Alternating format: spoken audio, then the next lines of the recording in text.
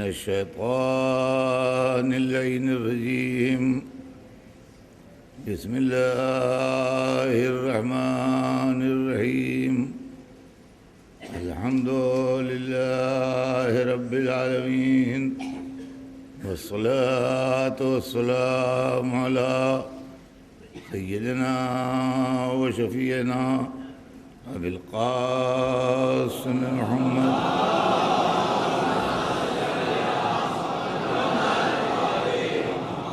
وآله الطيبين الطاهرين المعصومين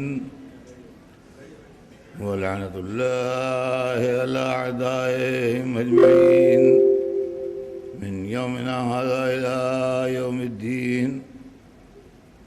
أما بعد فقد قال رسول الله صلى الله عليه وآله وسلم إني تارك فيكم الثقلين كتاب الله وعترتي أهل بيتي ما إن تمسكتم بهما لن تضلوا بعدي وإنهما لن يفترقا حتى يردا علي الحوض. صلوات بھیجتے محمد.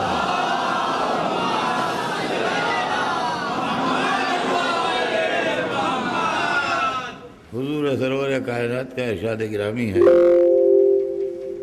کہ اے مسلمانوں، میں تم میں دو بڑی گراں قدر چیزیں چھوڑ کے جا رہا ہوں. ایک اللہ کی کتاب ہے، دوسرے میری عطرت ہے، میرے اہل بیت ہیں. تم جب تک ان دونوں سے متمسک رہو گے، ان کے ساتھ رہو گے، میرے بعد کبھی ہرگز گمراہ نہیں ہوں. اور یہ دونوں ایک دوسرے سے الگ نہیں ہوں گے یہاں تک کہ میرے پاس حوض کوثر تک پہنچ جائیں. عزیزان گرامی، اس انتظام ہدایت کے بعد اب اگر کوئی گمراہ ہو جائے تو یہ اس کی اپنی بدنصیبی ہے. اس لیے کہ قرآن کو بھی سب جانتے ہیں اور کوئی یہ نہیں کہہ سکتا کہ ہم سمجھے نہیں کہ قرآن کون ہے، کہاں ہے. اور اہل بیت کو بھی سب جانتے ہیں، کوئی یہ نہیں کہہ سکتا کہ ہم پہچانے نہیں کہ اہل بیت کون ہے. تو جب قرآن و اہل بیت کو سب جانتے ہیں تو پھر قرآن و اہل بیت کے ساتھ چلنے میں پریشانی کیا ہے؟ قرآن و اہل بیت کے ساتھ چلنے میں پریشانی کیا ہے جب قرآن و اہل بیت کو سب جانتے ہیں؟ اب وہ پریشانی سن لیجئے کہ کیا ہے. قرآن کسی کی مروت نہیں کرتا. بادشاہ ہو، مالدار ہو، تاجر ہو، کوئی بڑے سے بڑا ہو، کوئی ہو، قرآن کسی کی مروت اس لیے نہیں کرتا کہ مروت کرتا ہے آدمی اس لیے کہ وہ ہم سے بڑے ہیں، ہم سے بگڑ نہ جائیں.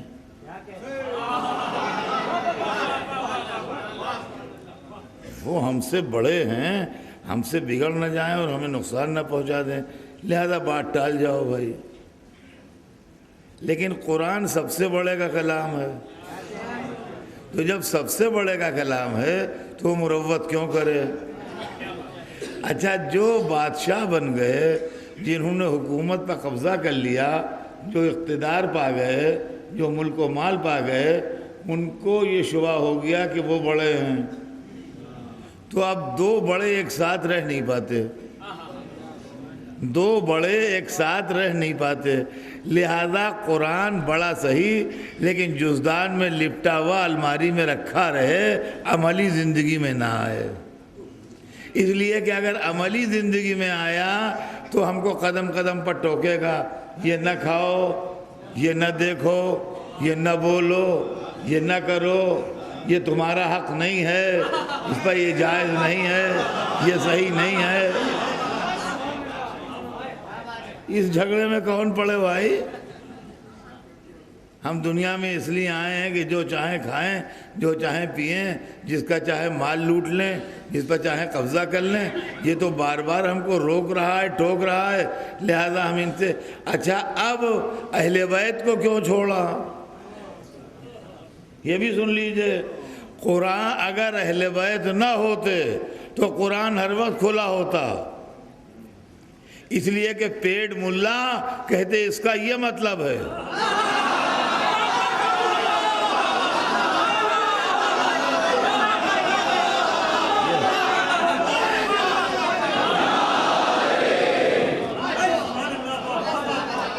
پیڑ ملا کہتے اس کا یہ مطلب ہے، اس آیت کا یہ معنی ہے، آپ نہیں جانتے؟ ہم نے کتنی عربی پڑھی ہے، اس کا یہ مطلب نکل رہا ہے۔ سرکار کر رہے ہیں وہ ٹھیک کر رہے ہیں، بالکل قرآن کے مطابق ہے۔ وہاں مشکل یہ تھی کہ اہل بیت موجود تھے تشریح قرآن کرنے کے لیے، لہذا قرآن کے اندر آیت نکلے گی، اہل بیت مطلب بتائیں گے، پھنسیں گے یہ۔ لہذا قرآن کو بھی چھوڑا، اہل بیت کو بھی چھوڑا۔ اب عزیزان گرامی، دنیا میں جو گمراہی پھیلی ہے وہ اس لیے پھیلی ہے کہ یہ بات ثابت ہے گمراہی کے لفظ سے کہ قرآن و اہل بیت کو چھوڑ دیا ہے۔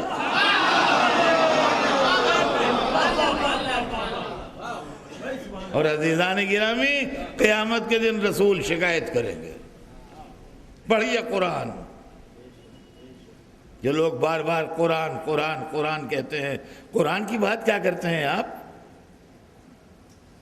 قرآن میں دکھائیے، قرآن میں دکھائیے، محرم قرآن میں دکھائیے، علم قرآن میں دکھائیے، ماتم قرآن میں دکھائیے۔ آپ کا قرآن ہے کب جو آپ کہتے ہیں قرآن میں دکھائیے؟ آپ پڑھیے قرآن، اس کے اندر رسول اللہ کا قول موجود ہے کہ قیامت کے دن اللہ کی سرکار میں کھڑے ہو کے وہ فریاد کریں گے، یا رب ان قومی اتخذوا ھذا القرآن مہجورا، پالنے والے میری قوم نے قرآن کو چھوڑ دیا تھا۔ یہ گمراہی بتاتی ہے کہ قرآن کو بھی چھوڑا، اہل بیت کو بھی چھوڑا، اپنے ذاتی فائدوں کے لیے قرآن کو بھی چھوڑا، اہل بیت کو بھی چھوڑا۔ نہ قرآن کسی کے پاس ہے، نہ اہل بیت کسی کے پاس ہے۔ آج امت مسلمہ یہ فریاد کر رہی ہے کہ مسلمان اس حال میں ہے اور مسلمان اس حال میں ہے اور مسلمان اس حال میں ہے۔ ایک مسلمانوں کے غمناکی کی داستان ہے جو ہر روز سویرے کے اردو اخباروں میں پڑھ لیجئے۔ اگر آپ اردو نوئنگ ہیں تو ہندوستان کے اندر اردو اخباروں میں مسلمانوں کی بدنصیبی کی داستان پڑھ لیجئے، کوئی سا بھی اخبار لے لیجئے، فلسطین میں یہ ہوا، غزہ میں یہ ہوا، مصر میں یہ ہوا، افغانستان میں یہ ہوا، پاکستان میں یہ ہوا، اتنے پورا جگہ مار دیے گئے، اور اتنا بم بلاسٹ ہو گیا، اور اتنا یہ ہو گیا، اور اتنا وہ ہو گیا، اور اسرائیل یہ کر رہا ہے، اور فلاں یہ کر رہا ہے، اور فلاں یہ کر رہا ہے، اور امریکہ سازش یہ ہو رہی ہے، اور برطانیہ نے یہ حرکت کر دی ہے، اور یوں ہمارے اوپر نقصان پہنچا دیا ہے، اور یوں ہم پر ظلم کر دیا ہے، اور یوں ہم کو ستا دیا ہے۔ یہ سب ہو رہا ہے۔ مصیبتوں کی کہانیاں تو بہت ہیں، لیکن علاج کی فکر نہیں ہے، اور علاج بہت ہی عمدہ ہے اور صاف ہے، اور وہی حکیم جس نے روز اول آپ کا علاج کیا تھا جہالت کے دور میں،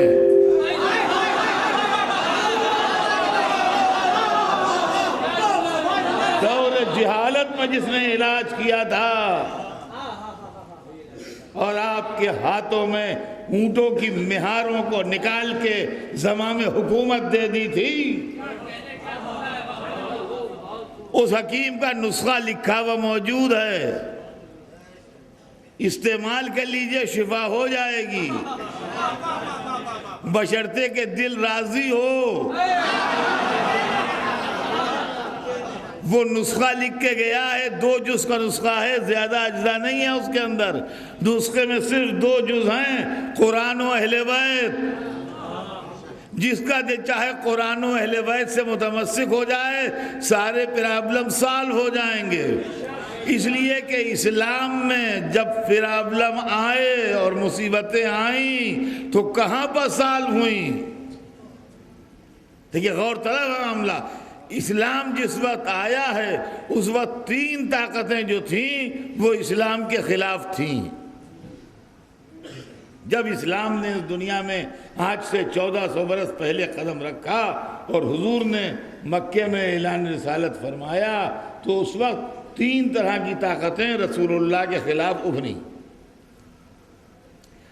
ایک بت پرست قومیں جو مختلف بتوں کی پرستش کرتی تھیں، انہوں نے مخالفت شروع کی۔ لات و حبل و منات و عزا کے پجاری اسلام کی مخالفت کرنے کے لیے اٹھ کھڑے ہوئے اور انہوں نے کہا ہمیں یہ دین قبول نہیں ہے، ہمیں یہ میسج اور ہمیں یہ پیغام قبول نہیں ہے۔ دوسری مخالفت جو کی وہ یہودیوں نے کی، اور یہودیوں نے کہا کہ ہمیں ان کی رسالت قبول نہیں ہے اور یہ وہ رسول نہیں ہے جن کی تورات میں خبر دی گئی ہے، اور ہم ان کی بات کو ایکسپٹ کرنے کے لیے تیار نہیں ہیں۔ تیسری مخالفت جو کی وہ نصرانیوں نے کی، عیسائیوں نے، اور انہوں نے کہا کہ ہم ان کو رسول ماننے کے لیے تیار نہیں ہیں اور ہم ان کی رسالت کو ایکسپٹ نہیں کرتے۔ یہ تینوں چیزیں جو ہیں میں آپ کو رسول کی زندگی میں اشارہ کر دوں اور ثبوت دے دوں تاکہ بچوں کے ذہن میں بات بیٹھی رہے۔ بت پرست قومیں مخالف تھیں رسول اللہ کی، اس کا ثبوت یہ ہے کہ آپ نے لڑائیوں میں، بدر میں اور احد میں اور خندق میں ان لوگوں سے مقابلہ کیا جو بت پرست تھے، اور یہ لوگ آپ سے لڑنے آئے۔ یہ 3 لڑائیاں اس بات کی گواہ ہیں کہ حضور کے خلاف تھیں بت پرست قوم۔ جنگ خیبر اس بات کی دلیل ہے کہ یہودی جو تھے وہ رسول اللہ کے خلاف تھے۔ یہ دوسرا گروہ تھا جو رسول اللہ کے خلاف تھا۔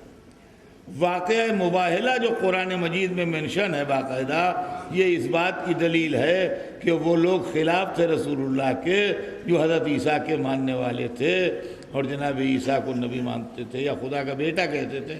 نبی مانتے ہوتے تو جھگڑا ہی کہا تھا، خدا کا بیٹا کہتے تھے، ان سے انہوں نے آن کے رسول اللہ سے جھگڑا کیا۔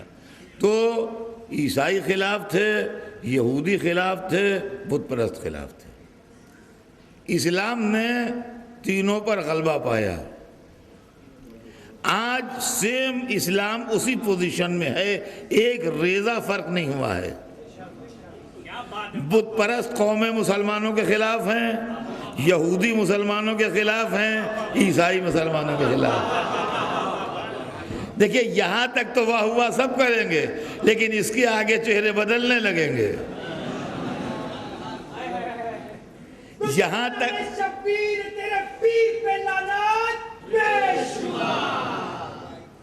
تک تو واہ ہوا سب کریں گے کہ ہاں بے شک بت پرست قومیں اسلام کے خلاف ہیں، صحیح کہا آپ نے، یہودی اسلام کے خلاف ہیں، بالکل درست فرمایا، عیسائی اسلام کے خلاف ہیں۔ لیکن اب اس کے آگے جب بیان پڑے گا تو پھر چہرے بننے لگیں گے کہ پھر اسلام نے غلبہ کیسے پایا اور ان تینوں طاقتوں کو زیر کیسے کیا۔ بت پرستوں کو زیر کیا تو علی نے، یہودیوں کو زیر کیا تو علی نے۔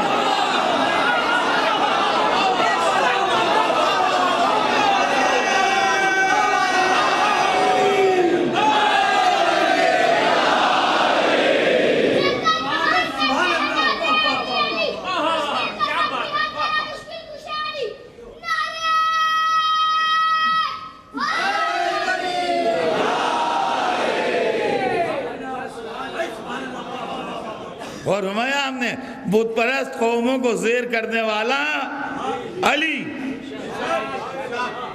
خیبر کو فتح کرنے والا علی۔ اب آئیے، یہودی جب لڑنے کے لیے آئے تو قرآن آیا، قرآن آیا، وَمَنْ حَاجَّكَ فِيهِ مِنْ بَعْدِ مَا جَاءَكَ مِنَ الْعِلْمِ۔ میں ایک دن مجلس میں پڑھ چکا ہوں کہ علم سے مراد قرآن ہے۔ اب بھی اگر آپ سے کوئی کٹ حجتی کرے جبکہ آپ کے پاس علم آ چکا ہے، اب بھی اگر آپ سے کوئی کٹ حجتی کرے، قرآن یہاں ترجمہ والا بھی رکھا ہوا ہے جس کا چاہے مجلس کے بعد اٹھا کے ترجمہ پڑھ لے۔ وَمَنْ حَاجَّكَ فِيهِ مِنْ بَعْدِ مَا جَاءَكَ مِنَ الْعِلْمِ۔ اب بھی اگر کوئی آپ سے جھگڑا کرے، کٹ حجتی کرے، زبردستی کی بحث کرے، بات اس کے کہ آپ کے پاس علم آ چکا ہے، فَقُلْ، تو ان سے کہہ دیجئے کہ تعالوا، آؤ، نَدْعُ أَبْنَاءَنَا وَأَبْنَاءَكُمْ وَنِسَاءَنَا وَنِسَاءَكُمْ وَأَنفُسَنَا وَأَنفُسَكُمْ۔ ہم اپنے نفسوں کو لائیں تو اپنے نفسوں کو لاؤ، ہم اپنے بیٹوں کو لائیں تو اپنے بیٹوں کو لاؤ، ہم اپنی عورتوں کو لائیں تو اپنی عورتوں کو لاؤ، ہم مباہلہ کریں۔ یہی تو ہے نا، یہی آیت ہے، بہت سو کو زبان یاد ہوگی۔ وَمَنْ حَاجَّكَ فِيهِ مِنْ بَعْدِ مَا جَاءَكَ مِنَ الْعِلْمِ۔ اب بھی اگر آپ سے کوئی جھگڑا کرے، اب بھی حجت کرے جبکہ آپ کے پاس علم آ چکا ہے، یعنی قرآن آ چکا ہے، تو ان کو لائیے۔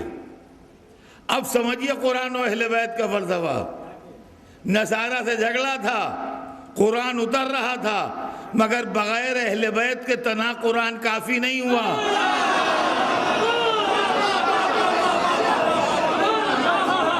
اور جب اہل بیت آ گئے اور اہل بیت و قرآن مل گئے تو نصیری جو تھے، وہ نصارہ نجران جو تھے، وہ جزیہ دینے پر تیار ہو گئے کہ ہم آپ سے مقابلہ نہیں کریں گے، ہم آپ سے مقابلہ نہیں کریں گے۔ تو عزیزان گرامی، بات جو ہے وہ یہ ہے کہ آج بھی چاہے بت پرست قومیں ہوں اور چاہے یہودی قوم ہو یا عیسائی قوم ہو، جب تک قرآن و اہل بیت کا سہارا نہ لیا جائے گا، اسلام کی پریشانی دور نہیں ہوگی۔ اور عزیزان گرامی، ہم بھی انتظار میں ہیں اور آپ بھی انتظار میں رہیے۔ دیکھیے، جو لوگ آج ہنس لیتے ہیں ان کو ہنس لینے دیجئے، اور جو لوگ مذاق اڑا لیتے ہیں ان کو مذاق اڑا لینے دیجئے، اس لیے کہ اہل بیت کا وارث اتفاق سے پردے میں ہے آج کل۔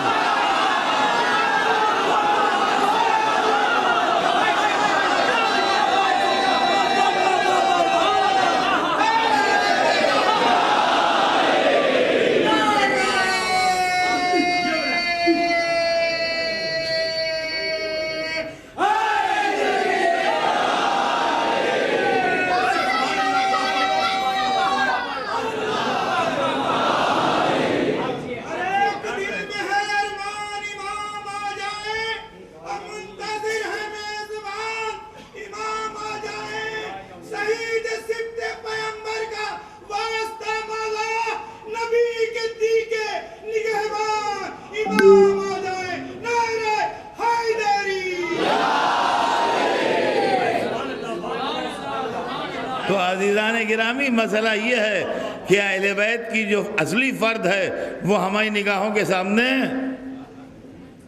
حالانکہ اس کا فیض جاری ہے، ایسی بات نہیں ہے کہ فیض جاری نہیں ہے، لیکن اس وقت وہ اتفاق سے نگاہوں کے سامنے نہیں ہے، تو اس کی صورت پردے میں ہے، قرآن کا مطلب پردے میں ہے۔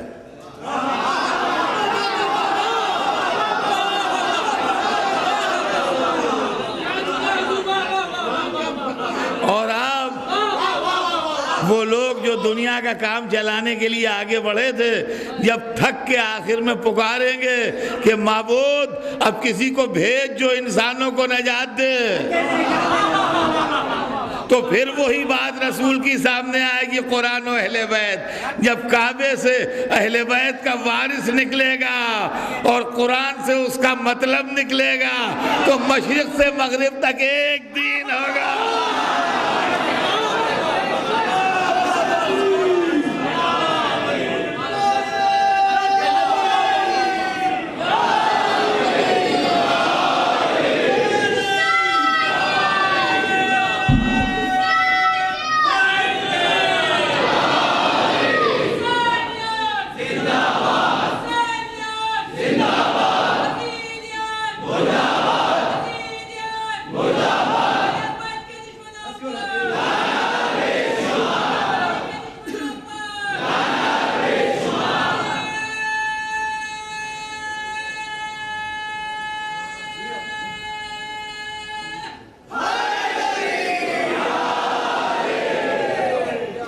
یہ جو زمانے میں گمراہی پھیلی ہے اور یہ جو انسانیت خطرے میں ہے، یہ جو ہر روز انسانی خون پانی کی طرح بہہ رہا ہے، اور یہ جو ظلم و ستم کی داستانیں گرم ہیں، زمانہ بدلا نہیں۔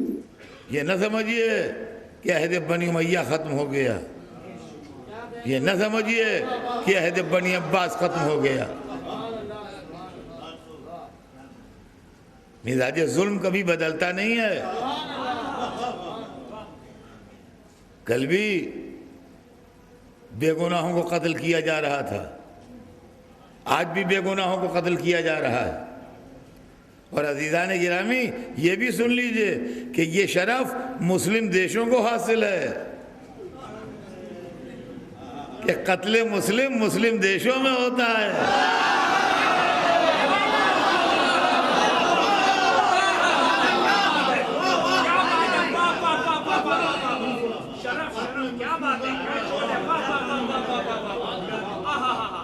ظاہروں کو بسوں سے اتار کے قتل کر دیا جاتا ہے، پیٹھ پر ماتم کے نشان دیکھ کے قتل کر دیا جاتا ہے۔ سمجھے آپ؟ دنیا، اور لطف کی بات یہ ہے کہ دنیا کی مجرمانہ خاموشی، دنیا کی مجرمانہ خاموشی اس سے زیادہ حیرت انگیز ہے۔ اب سمجھ میں آتا ہے کہ اگر کل لوگ چپ رہے تو کیسے چپ رہے۔ یہ وہی نسلیں تھیں جو کل بھی چپ تھیں اور آج بھی چپ ہیں۔ سمجھے آپ؟ جو مسجدوں کے اندر اور امام باڑوں کے اندر جا کے بموں کا وسکوٹ کریں، یہ کون سی نسلیں ہیں؟ سمجھے آپ؟ میں آپ کو خالی ایک بیت سنا دوں ایک مرثیے کی کہ کب بھلا اپنے بزرگوں سے یہ کم لاتے ہیں۔ سنیے، کب بھلا اپنے بزرگوں سے یہ کم لاتے ہیں، وہ صنم لاتے تھے مسجد میں، یہ بم لاتے ہیں۔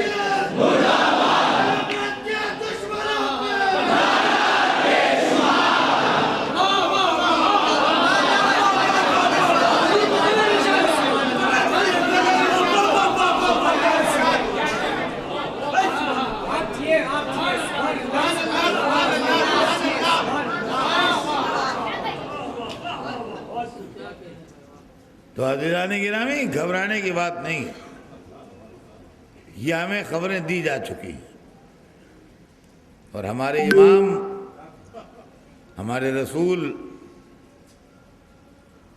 ہم کو اطلاعات دے چکے ہیں۔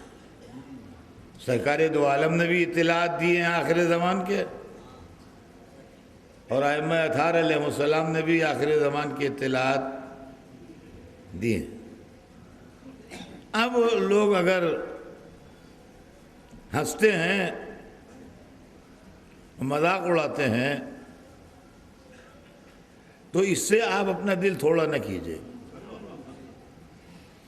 دیکھیے اکثر ہمارے نوجوان بڑے مغموم آتے ہیں، ارے لوگ مذاق اڑا رہے ہیں، دیکھیے وہ یوں کہہ رہے تھے، دیکھیے وہ یوں کہہ رہے تھے۔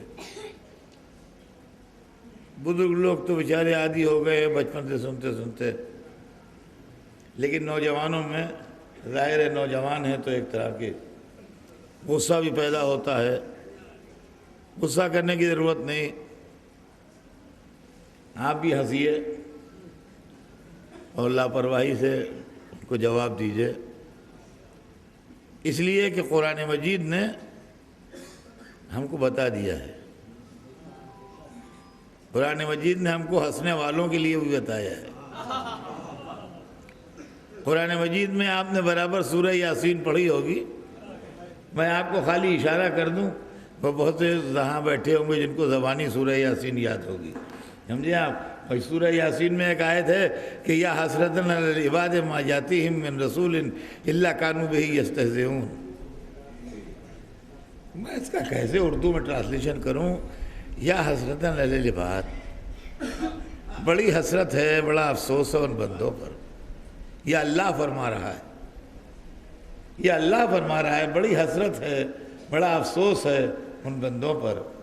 ما یاتیہم من رسول، کہ ان کے پاس کوئی رسول نہیں آیا، الا کانوا بہ یستہزئون، لیکن یہ کہ وہ اس کا مذاق اڑاتے رہے. تو عزیزان گرامی، اگر آپ کا مذاق اڑایا جاتا ہے، اگر آپ کے عقیدہ غیبت کا مذاق اڑایا جاتا ہے، اگر آپ کے ان نظریات کا مذاق اڑایا جاتا ہے جو آپ کے کلیجے سے لگے ہیں، تو آپ پریشان نہ ہوئیے. آپ رسول نہیں ہیں، آپ گناہگار انسان ہیں. آپ سے پہلے رسولوں کا مذاق اڑایا جا چکا ہے. ਭਾਈ ਜੀ ਇਹਦੇ ਵਿੱਚ ਜਿਹੜਾ ਆਇਆ ਨਾ, ਮੈਂ ਕਿਹਾ ਸੀ ਜਿਹੜਾ ਮਾਲਕ ਇਸ ਤਰ੍ਹਾਂ ਹੋਵੇਦਾ ਉਹਦੇ ਥੱਲੇ ਬਿਲਕੁਲ ਕੁਝ ਨਹੀਂ ਲਿਖਣਾ, ਈਡਨ ਟਰੈਵਲ ਦਾ ਖਤਮ ਕਰ ਦਿਓ. ਇੱਥੇ ਆਇਆ ਨਾ ਈਡਨ ਟਰੈਵਲਸ ਪ੍ਰਾਈਵੇਟ ਲਿਮਟਿਡ, ਇਹ ਜਿਹੜਾ ਨਾ ਖਤਮ ਕਰਕੇ ਇਹਦੀ ਜਗ੍ਹਾ ਤੇ ਲਿਖ ਦਿਓ ਕਾਰਵਾ ਮਾਲੀਕੇਸਟਰ ਪ੍ਰਾਈਵੇਟ ਲਿਮਟਿਡ. ਮਾਲੀਕੇਸਟਰ ਦੇ ਅੱਗੇ ਪ੍ਰਾਈਵੇਟ ਲਿਮਟਿਡ ਆ ਜੇ ਤੇ ਇੱਥੇ ਥੱਲੇ Eden travel and tours private limited ਜਿਹੜਾ ਨਾ ਇਹ ਖਤਮ ਕਰ ਦਿਓ, ਇਹ ਖਤਮ ਕਰ ਦਿਓ ਇਹਦੇ ਵਿੱਚੋਂ. جہاں جہاں میری آواز جا رہی ہے وہاں وہاں کے بچے اس کو سنیں. بزرگوں کے واسطے نہیں ہے، بزرگ تو مجھ سے بہت بہتر جانتے ہیں. بچوں کے لیے ہے کہ ایک آدمی ایک جنگل میں کھڑا ہے جہاں طوفان آیا ہوا ہے اور رات کا وقت ہے اور اندھیرا ہے. ایسا گھپ اندھیرا ہے، ایسا گھپ اندھیرا ہے کہ وہ اپنے ہاتھ جو یوں کرتا ہے تو اس کو اپنے ہاتھ نہیں دکھائی دے رہے ہیں. اس قدر غضب کا اندھیرا ہے. آسمان پر بادل ہیں، طوفان آیا ہوا ہے، طوفانی ہوائیں چل رہی ہیں، درخت اکھڑ اکھڑ کے گر رہے ہیں. ایک طرف سمندر ہے، اس کی موجوں کا شور ہے، ایک طرف جنگل ہے اور اونچا نیچا راستہ ہے، کھڈ ہے جہاں درندوں کا شور ہے. اور وہ بیچارہ اس حالت میں کھڑا ہے کہ پتہ نہیں سمندر کی کوئی موج آ جائے بڑھ کے اور اس کو لے جائے، یا وہ آگے بڑھے تو کسی کھڈ میں گر جائے 25 30 50 فٹ نیچے اور ہڈیاں اس کی چور چور ہو جائیں، یا کوئی درخت کا ڈالا اس پر ٹوٹ کے گر پڑے، بہت بڑے درخت کا، اور اس کی موت واقع ہو جائے، یا کوئی جنگلی جانور پھاڑ کھانے والا یا ڈس لینے والا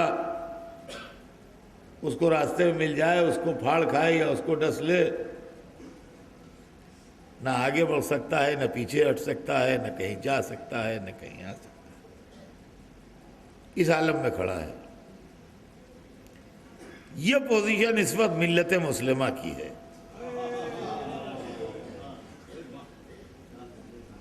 یہ پوزیشن اس وقت ملت مسلمہ کی ہے.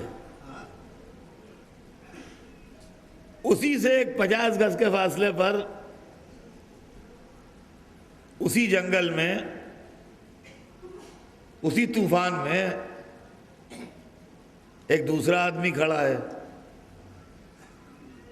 سیم وہی پوزیشن ہے، وہی اندھیرا، وہی طوفان، وہی سمندر، وہی درختوں کا ٹوٹ ٹوٹ کے گرنا، وہی جنگلی جانوروں کا شور. سیم وہی پوزیشن ہے، کوئی فرق نہیں ہے، کوئی دور بھی نہیں ہے، 50 گز دور ہے اور کچھ بھی نہیں. لیکن یہ 50 گز ادھر کھسکا ہوا جو کھڑا ہے، اس کو بہت دور کے اوپر ایک روشنی دکھائی دے رہی ہے. یہ اس روشنی کے سہارے چل رہا ہے کہ شاید وہاں پہنچ جاؤں اور وہاں کوئی آدمی مل جائے اور میری جان بچ جائے.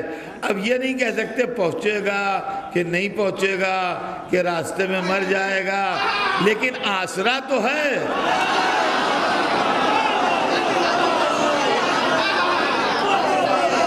آسرا تو ہے. عزیزان گرامی، آج ملت مسلمہ جس حالت میں ہے، ہم جو ایک امام کے آنے کے امیدوار ہیں، کم از کم آسرا تو ہے.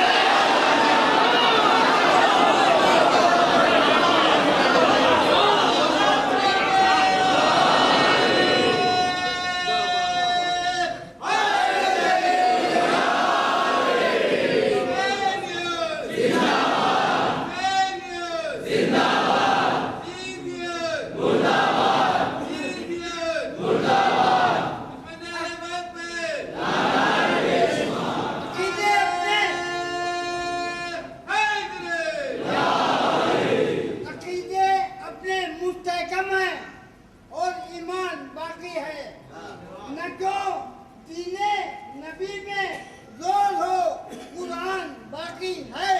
अरे तौबा, डरे हम मुश्किलों से, अभी इस दीन का जो 12वां सुल्तान बाकी है। तौबा।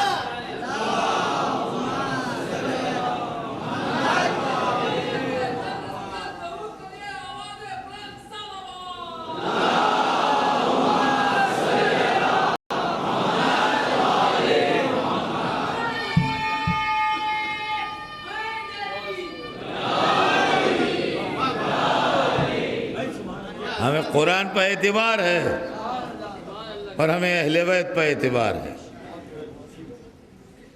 قرآن نے وعدہ کیا ہے وعد اللہ الذین آمنوا منکم وعملوا الصالحات لَيَسْتَخْلَفَنَّهُمْ فِي الْأَرْضِ كَمَا اسْتَخْلَفَ الَّذِينَ مِنْ قَبْلِهِمْ وَلَيُمَكِّنَنَّ لَهُمْ دِينَهُمُ الَّذِي ارْتَضَىٰ لَهُمْ وَلَيُبَدِّلَنَّهُمْ بَعْدَ خَوْفِهِمْ أَمْنًا۔ اللہ نے وعدہ کیا ہے ان سے جو ایمان لائے ہیں اور جن نے نیک عمل کیے ہیں کہ ان کو ضرور زمین پر اقتدار اعلیٰ دے گا جس طرح ان سے پہلے والوں کو دیا ہے، اور ان کے لیے اس دین کو طاقت دے گا جس کو اس نے اپنے لیے جس کو ان کے لیے پسند کر لیا جس کو ان کے لیے پسند کر لیا ہے، اور ان کے خوف کو امن کے عالم سے بدل دے گا۔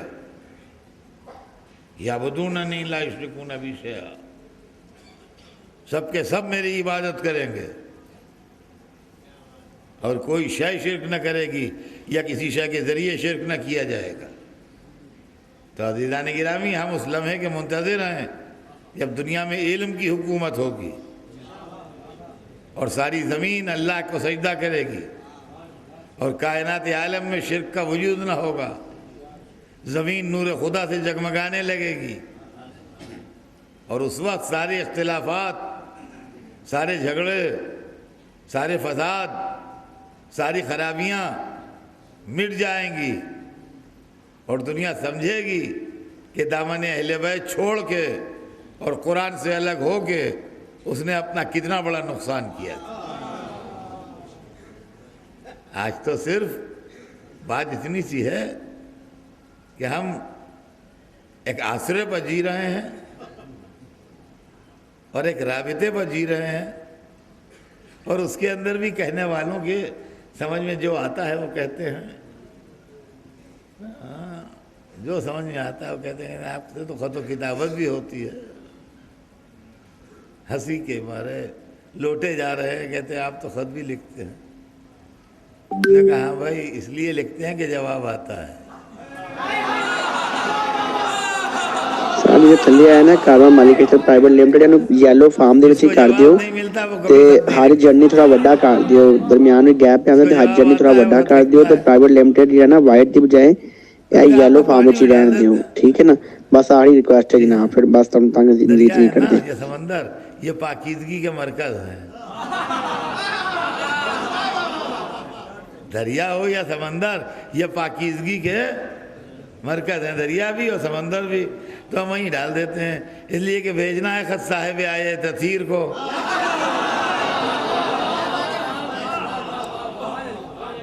لہذا جہاں نجاست کا شبہ ہو وہ پیغمبر لے نہیں جا سکتا۔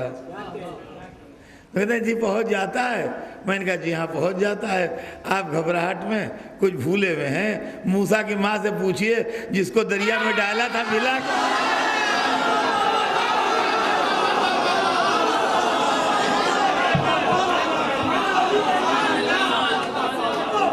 صلوات بھیجے محمد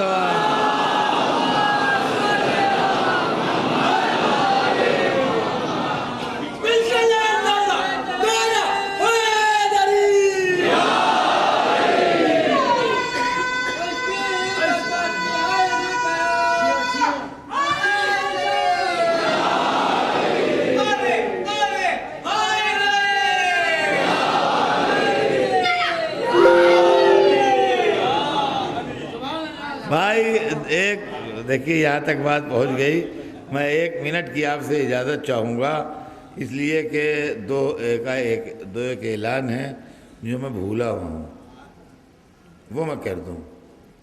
ایک تو خوشخبری ہے، اچھا اعلان ہے، اور وہ اچھا اعلان یہ ہے کہ لکھنؤ سے اور بنارس سے نجف کی ڈائریکٹ فلائٹ ہو گئی ہے، اور ہفتے میں 3 دن لکھنؤ سے نجف جائے گی فلائٹ، اور ہفتے میں 4 دن بنارس سے ڈائریکٹ فلائٹ جائے گی۔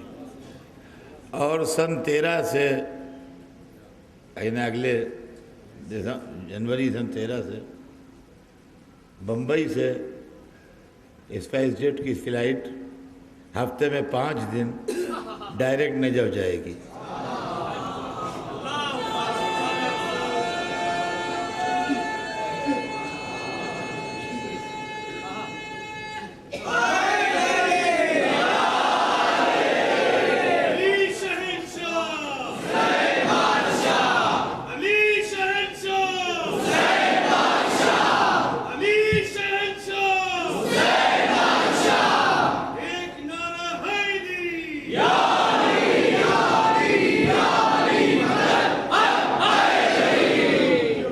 یہ ڈائریکٹ بات ہوئی مجھ سے، اور منسٹر آف سول ایویشن نے خود وعدہ کیا ہے، اور اس سلسلے میں شیعہ پرسنل لا بورڈ نے کوشش کی تھی، اور ہمارے بیٹے یاسو عباس میاں جو ہیں انہوں نے بہت سال 1.5 برس اس سلسلے میں بہت کوشش کی، اور اس کے نتیجے میں وہ کامیابی ان کو حاصل ہوئی ہے، اور اس کامیابی میں ان کی خدمات کا بہت بڑا ہاتھ ہے۔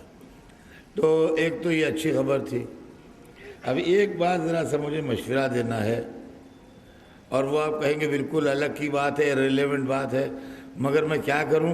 آپ لوگ سننے آتے ہیں تو سینکڑوں طرح کے خط آتے ہیں میرے پاس، سینکڑوں طرح کے لوگ آتے ہیں، یہ کہہ دیجئے، وہ کہہ دیجئے، وہ کہہ دیجئے۔ اب میں کیا کیا کہتا بیٹھوں اور سب کہوں تو مجلس کیا پڑھوں؟ مسئلہ یہ ہے کہ یہ سب مسئلہ ہے، لیکن بہرحال اس میں کوئی خاص بات اگر ہوتی ہے تو وہ کہہ دیتا ہوں۔ وہ بات دیکھیے یہ ہے کہ یا تو شادی نہ کیا کیجئے، اور شادی کیجئے تو کر کے چھوڑنا، یا کسی عورت کو ستانا، یا کسی کو تکلیف پہنچانا، یا کسی کو چھوڑ کے چلے جانا، یا اس کو روٹی کپڑا نہ دینا، یا اس کو تڑپانا، یہ بہت اچھی بات نہیں ہے۔ سمجھ میں آیا؟ یہ بہت ہی گڑبڑ بات ہے، اور اس سے اللہ بھی ناراض ہوتا ہے، اور اس سے بدنصیبی پیدا ہوتی ہے، اس سے آدمی کے رزق میں تنگی آتی ہے، اور یہ بہت بری بات ہے۔ میں نے سنا ہے کہ کچھ لوگوں کے لیے کہ وہ اپنے بیویوں کو چھوڑ کے چلے گئے، بچوں کو لے کے چلے گئے، اب وہ عورتیں بیچاری اپنے بچوں کے لیے تڑپ رہی ہیں، کوئی روٹی کپڑا نہیں دیتا، کوئی یہ نہیں کرتا، کوئی وہ نہیں کرتا۔ تو یہ سب چیزیں جو ہیں یہ بہت ہی منحوسیت کی باتیں ہیں، نحوست کی باتیں ہیں، اور اس سے خدا، رسول، اہل بیت سب بہت ناخوش ہوتے ہیں۔ آپ لوگ مومنین ہیں، آپ کے اندر وہ چیزیں ہونا چاہیے ہیں کہ جس کو دیکھ کے دنیا سبق لے اور دنیا آپ سے سیکھے، بجائے اس کے کہ 4 آدمی مل کے سمجھا رہے ہیں اور 4 محلے والے برا کہہ رہے ہیں اور اس کی زندگی اجیرن ہو رہی ہے۔ یہ تمام چیزیں جو ہیں اس کو نہیں ہونا چاہیے۔ اس طرح کی شکایتیں میرے پاس آتی ہیں تو ظاہر بات ہے کہ میں نے سوچا کہ میں ایک دن مجلس میں اس چیز کو کہہ دوں گا کہ بھئی یہ چیزیں جو ہیں یہ کسی صورت سے مناسب نہیں ہیں، اور اگر آپ نے کسی کے ساتھ عقد کیا ہے تو اس کا ساتھ دیجئے، اس کے پاس پہنچیے، اس کی مدد کیجئے۔ یہ کیا بات ہے کہ آپ اس کو چھوڑ کے ادھر سے ادھر نکل جائیں، غائب ہو جائیں، فلاں ہو جائے، یہ سب چیزیں جو ہیں یہ ٹھیک نہیں ہیں۔ بہرحال یہ میری آپ سے گزارش ہے، اگر آپ اس کو قبول کریں تو بہتر ہے۔ ایک بزرگ کی حیثیت سے میں اس عمر کی اس منزل میں ہوں کہ آپ کو مشورہ دے سکتا ہوں۔ ایک دفعہ صلوات بھیجتے ہیں محمد۔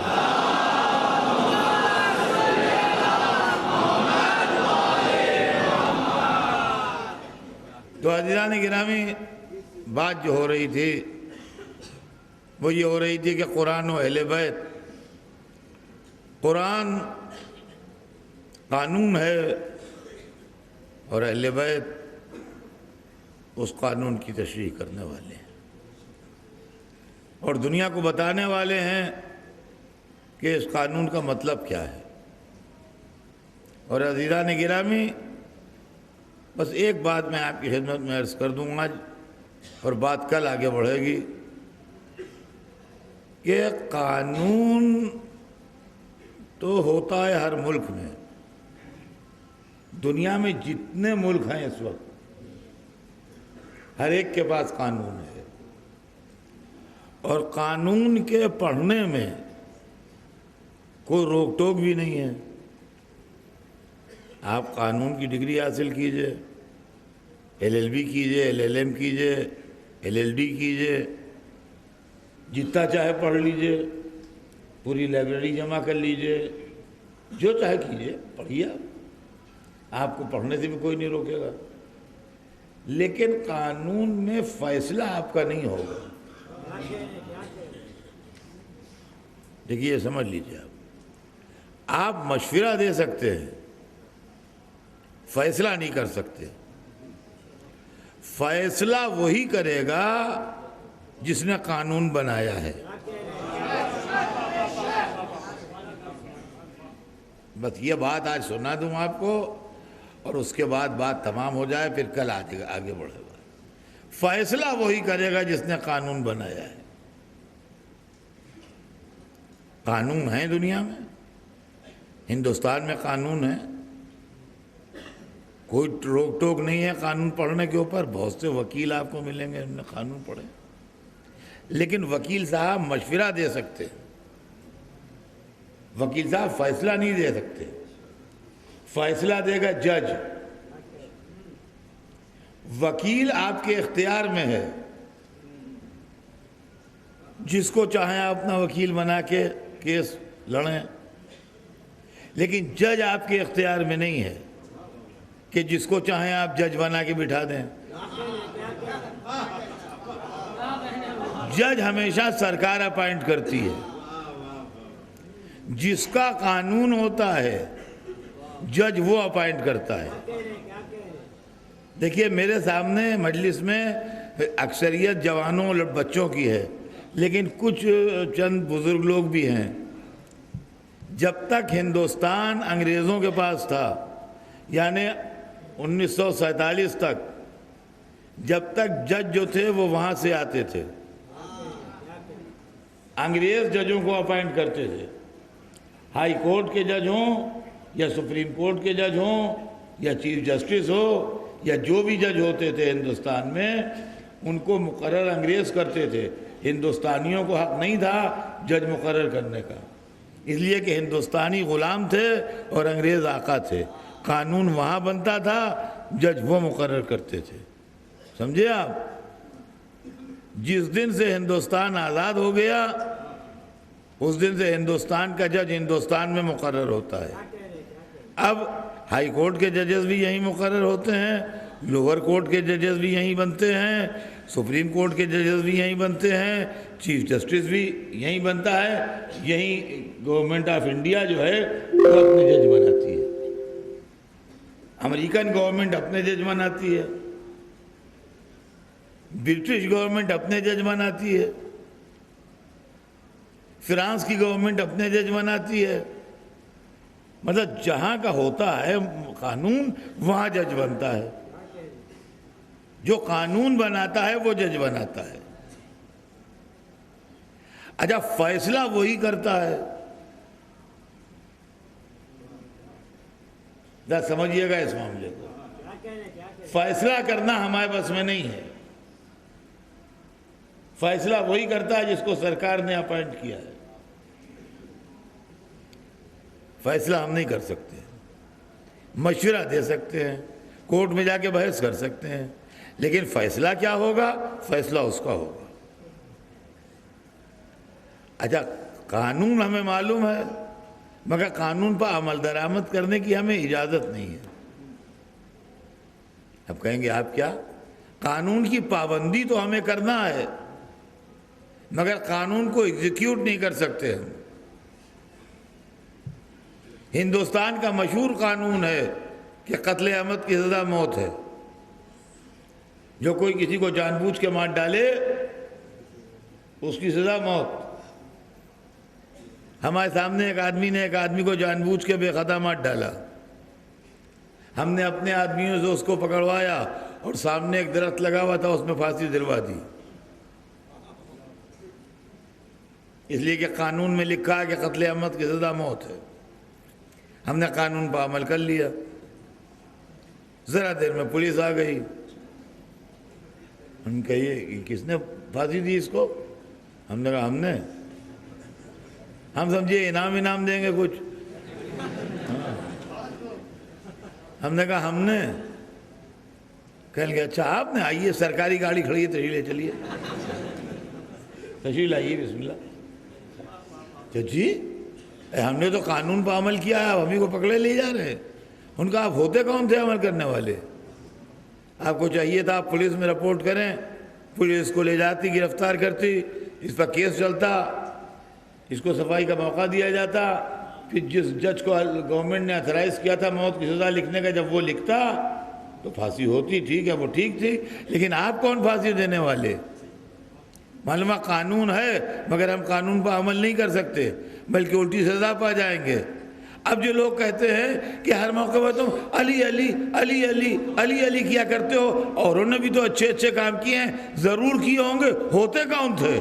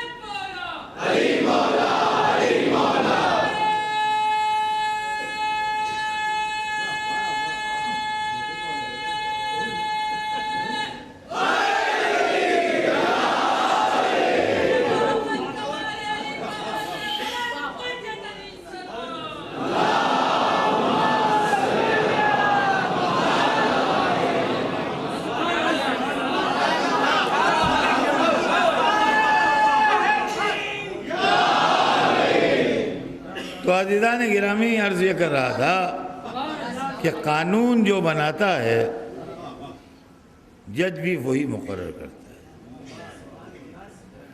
اور اسی کا فیصلہ جو ہے وہ حق ہوتا ہے، ورنہ ہم آپ اگر فیصلے کر لیں تو ان فیصلوں کی قدر و قیمت نہیں ہے۔ تو اب یہ اسلام جو قانون ہے یہ کس نے بنایا ہے؟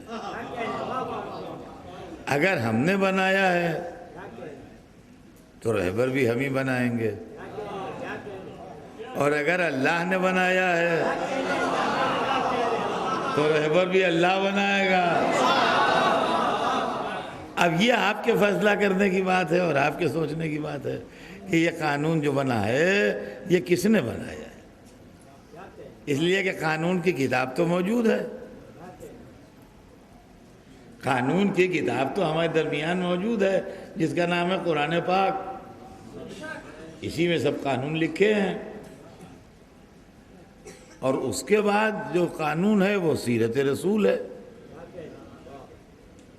اس کے بعد جو ہے قرآن کو اگر واضح طریقے سمجھ میں نہیں آتا کہیں پر تو سیرت رسول کے ذریعے سمجھیے۔ تو رسول کو کس نے بھیجا اور قرآن کس نے بھیجا؟ تو رسول بھی اسی نے اپائنٹ کیا، وَالَّذِي بَعَثَ فِي الْأُمِّيِّينَ رَسُولًا مِّنْهُمْ،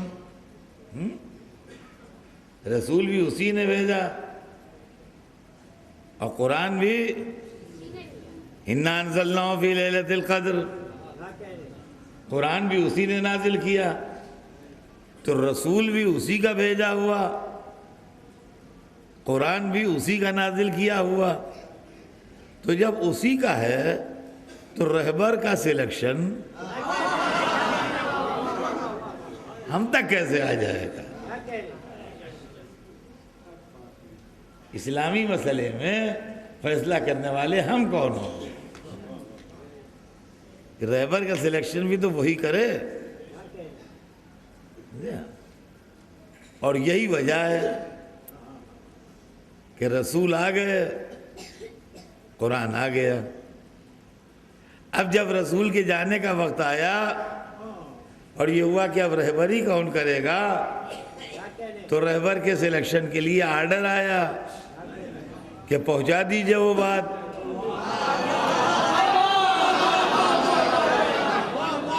ورنہ اگر نہیں پہنچائی تو کچھ پہنچایا ہی نہیں، یعنی بات کے لیے اگر سلیکشن نہیں ہوا تو کوئی فائدہ ہی نہیں ہوا۔ انہوں نے پہنچا دی، تو انہوں نے آیت بھیجی کہ الیوم اکملت لکم دینکم، ہم نے دین کامل کر دیا۔ عزیزان گرامی، اب جب دین کامل ہو گیا تو اب جو کچھ بھی بعد میں ہو وہ داخل دین نہیں ہے، وہ شخصی صلوات بھیج دیں محمد۔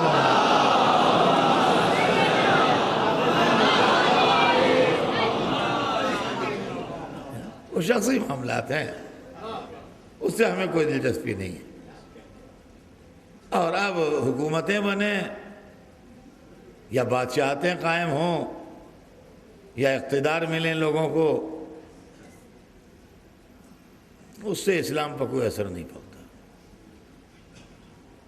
اور یہی وجہ ہے کہ جب حکومت نے یہ چاہا کہ اسلام کو بگاڑ دے تو وہی اٹھا جو اللہ کی طرف سے نمائندہ تھا۔ پوری دنیا میں ایک آدمی کا اٹھنا، کیا یہ حیرت کی بات نہیں ہے؟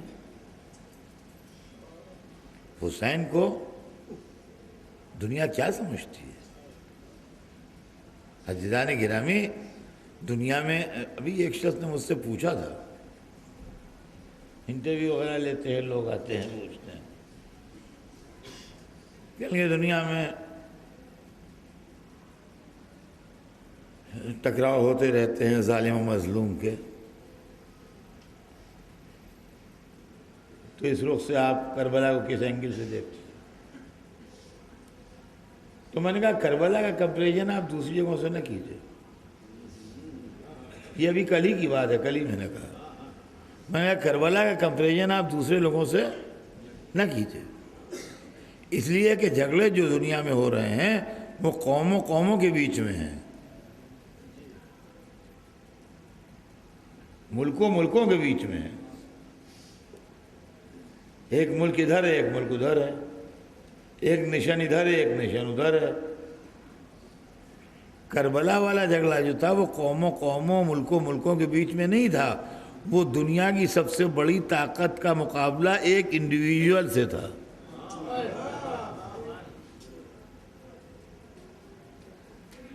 قوموں والا معاملہ نہیں تھا کہ مکہ مدینہ ایک طرف ہو شام ایک طرف ہو،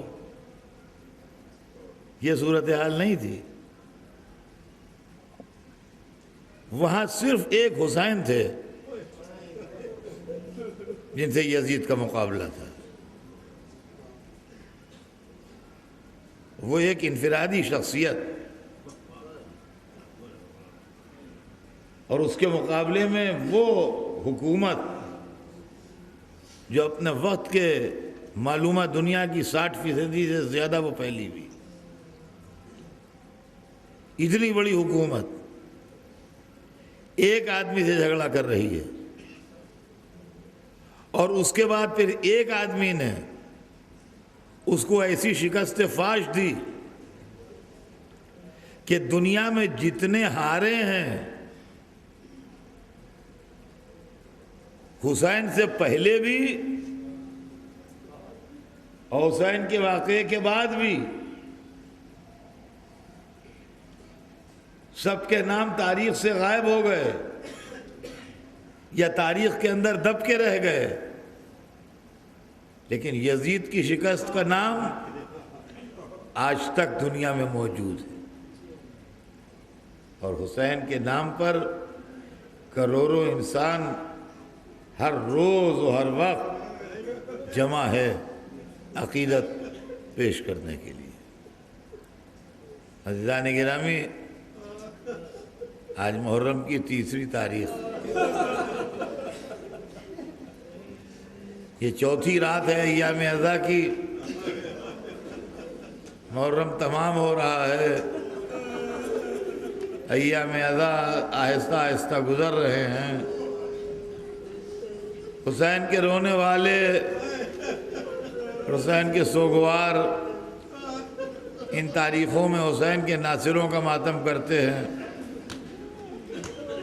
روایت بتاتی ہے کہ حسین کے چاہنے والے مسلم ابن اوسجا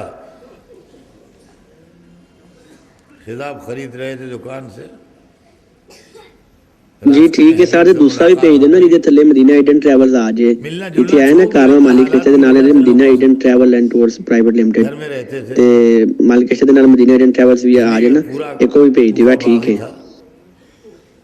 کہیں اپنا والا مل جاتا تھا تو بات کر لیتے، چونکہ حبیب اپنے والے تھے اس لیے بات کر لی۔ کیا بڑے انتظامات ہو رہے ہیں، بڑی تیاریاں ہو رہی ہیں، کیا کوئی لڑائی وڑائی ہونے والی ہے کہیں؟ کیا ہے؟ کہاں تمہیں نہیں معلوم؟ کہا میں گھر ہی سے نہیں نکلتا، مجھے معلوم کیا ہو؟ کہا حسین ابن علی سے لڑائی کی تیاری ہے۔ ہاں یہ حسین سے لڑائی کی تیاری ہو رہی ہے؟ کہا ہاں۔ خطاب لیے ویسے ہاتھ میں پھینکا ہی پھینک دیا، کہا لگ چکا ہوا سب خطاب، ابھی داڑھی پر خون کا خطاب لگے۔ او یار حاجی جننی صحیح کرو، جنری کا چھڑی جی یار حسین میاں کتنے پردانیاں یار تو بہ گئی یار۔ گھر میں آئے، پتہ لگایا، بیوی کو لیا، بیٹے کو لیا۔ میں نے کتاب میں پڑھا نہیں ہے، مگر میرا نظریہ یہ ہے کہ بیوی بیٹے کو اس لیے لیا کہ جاتے وقت شبہ نہ ہو کہ حسین کے پاس جا رہے ہیں، اس لیے کہ بیوی بیٹے کو لے کے کوئی لڑنے نہیں جاتا ہے۔ بہرحال بیوی کو لیا، بیٹے کو لیا، چھوٹا سا قافلہ بنا کے چل پڑے اور کسی نہ کسی صورت سے حسین تک پہنچ گئے۔ حسین تک پہنچ گئے۔ تاریخ بتاتی ہے عاشورے کے دن جب لڑائی گرم ہوئی اور میدان جنگ میں زبردست جنگ شروع ہوئی تو مسلم ابن اوسجا بڑی شان سے لڑے۔ کافی ضعیف تھے اور بوڑھے ہو چکے تھے، لیکن ان کی لڑائی تاریخ کے اندر موجود ہے کہ اس طرح لڑ رہے تھے کہ نیزے سے بھی لڑتے تھے اور تلوار سے بھی لڑتے تھے۔ جب دشمن قریب آ جاتا تھا تو تلوار نکال کے لڑتے تھے، جب دشمن چھٹک کے دور بھاگ جاتا تھا تو نیزہ نکال کے حملہ کرتے تھے۔ بڑی شان سے لڑے، لڑتے لڑتے جب گھوڑے سے زخموں سے چور ہو کے گرے اور آواز دی تو حسین بھی پہنچے، حبیب ابن مظاہر بھی پہنچے، سرہانے جا کے بیٹھ گئے۔ حسین سرہانے بیٹھے، حبیب سامنے بیٹھے۔ اب سانس ٹوٹ رہی ہے کہ حبیب نے کہا کہ مسلم جا رہے ہو تو جاؤ، مگر جو دل میں تمنا ہے کہتے جاؤ۔ تو کانپتا ہاتھ اٹھا کے اشارہ کیا، کہا ان کے لیے وصیت کرتا ہوں، ان کا خیال رکھنا۔ کہا مسلم آرام سے جاؤ، جب تک زندہ ہوں جب تک آنچ نہیں آنے دوں گا۔ میں کہوں گا اے حسین کے لیے وصیت کرنے والے ذرا عصر عاشور کو آؤ، حسین اکیلے کھڑے ہیں،